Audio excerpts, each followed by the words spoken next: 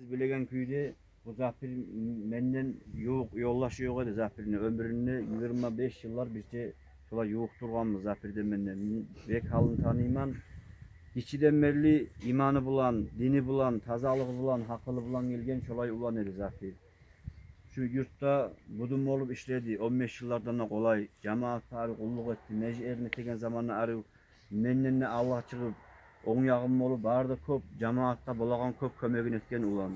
Allahu Teala göresi şolay etken yaxşı amallarını savabı sayalıgadır Allahu Teala. Peygamber Aleyhisselam'ın hadisi var.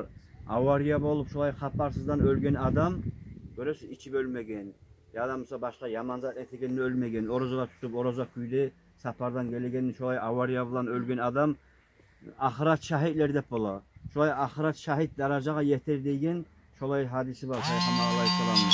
İnşallah şolay özünü dünyada cemaatta da özünü ahiretinde de etken amalları sayalı Allahu Teala şoğar şonu savvat etmege süyüp etkendir şu işini.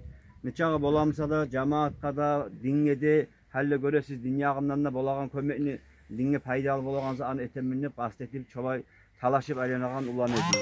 İmanı var edi, dini var edi. Allahu Teala günahlarından geçsin ya Allah.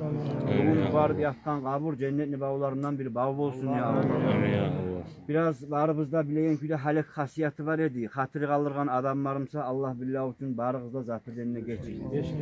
Bu yatkan kabur cennetli bağlarından bir bağ olsun. Kalgan ahlüsüne adamlarına Allahu Teala yüreklerine sabırlığın, maslahatlığın Allah sağ olsun.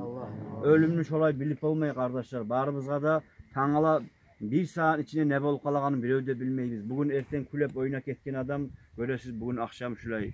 Allahu Teala barımızda da dünyada imam bulan gelmeye Allah tavfik versin ya. Allah.